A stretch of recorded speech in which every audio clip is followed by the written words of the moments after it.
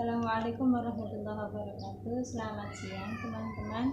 Di sini saya akan sedikit menjelaskan tentang artikel saya yang berjudul Implementasi Manajemen Kurikulum sebagai Pengembang Tujuan Pendidikan.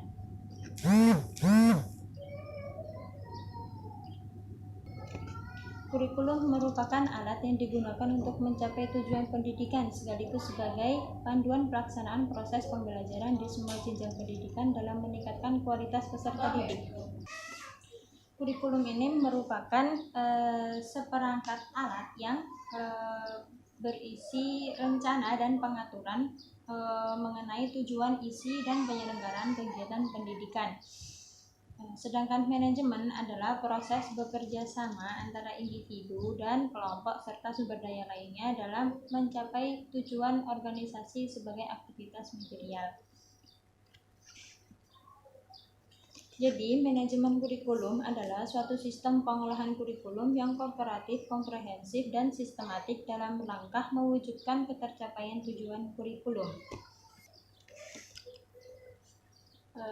Perencanaan kurikulum menyangkut banyak dimensi yang menjelaskan beberapa unsur penting dalam perencanaan kurikulum. Unsur tersebut akan menentukan logika dan karakteristik alur dari sebuah perencanaan kurikulum. Dalam prosedur penerapan manajemen kurikulum terdapat beberapa unsur yang dianggap penting. Yang pertama adalah tujuan dan prioritas. 2. Isi kurikulum. Yang ketiga adalah jenis pembelajaran. 4. Organisasi pembelajaran. 5. Organisasi isi. 6. Model presentasi. Dan 7 jenis evaluasi. Selanjutnya adalah implementasi kurikulum. Implementasi kurikulum adalah penerapan atau pelaksanaan dan pengolahan yang senantiasa dilakukan penyesuaian terhadap intelektual, emosional, serta fisiknya. Implementasi ini juga sekaligus merupakan penelitian lapangan untuk keperluan validasi sistem kurikulum itu sendiri. Jadi implementasi kurikulum itu terus terjadi pengembangan untuk menyesuaikan terhadap intelektual, emosional, dan fisik dari kurikulum tersebut yang sesuai dengan kondisi dan sikon dari daerahnya. Dalam implementasi kurikulum terdapat tahap-tahap. Yang pertama adalah mengembangkan program mencakup program tahunan, semesteran, bulanan, mingguan, dan harian. Selain itu juga ada program bimbingan dan konseling atau program remedial. Yang kedua adalah pelaksanaan pembelajaran, yaitu interaksi antara peserta didik dengan lingkungannya, interaksi antara peserta didik dengan gurunya, dengan lingkungannya, dengan apapun yang ada di sekitarnya, sehingga terjadi perubahan perilaku yang lebih baik. Kemudian yang nomor 3 adalah evaluasi proses yang dilakukan sepanjang proses pelaksanaan kurikulum. Jadi dalam tahap implementasi kurikulum ini terdapat evaluasi yang terjadi sepanjang kurikulum tersebut dilaksanakan guna untuk melakukan pengembangan kurikulum yang sesuai dengan intelektual, emosional, dan fisiknya seperti yang disebutkan tadi.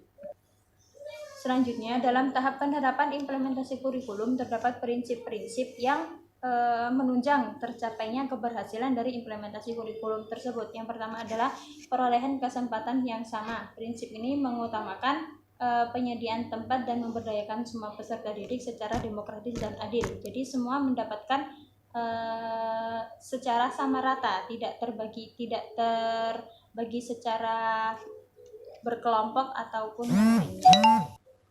Yang kedua adalah berpusat pada anak.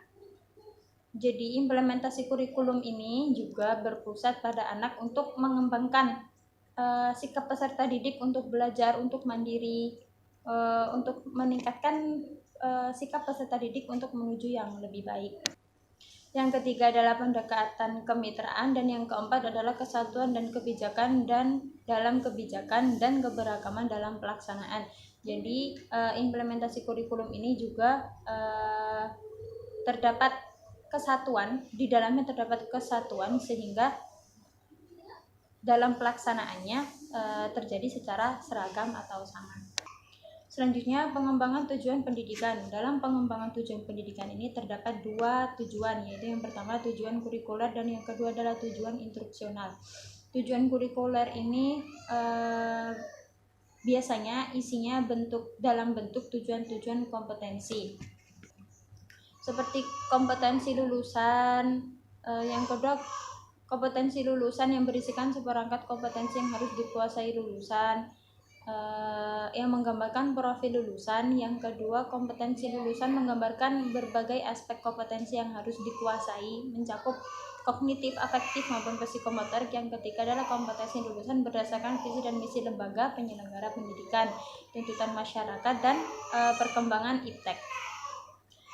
Kalau tujuan instruksional ini berisi sesuatu yang harus dicapai setelah proses pembelajaran.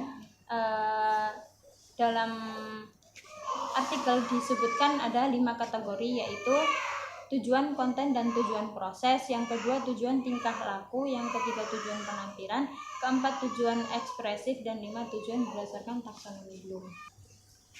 Jadi implementasi manajemen kurikulum ini adalah sebagai penentu, sebagai prosesnya, di mana tujuan dari lembaga tersebut bisa terjadi, bisa tercapai dengan maksimal atau tidak. Terima kasih. Wassalamualaikum warahmatullahi wabarakatuh.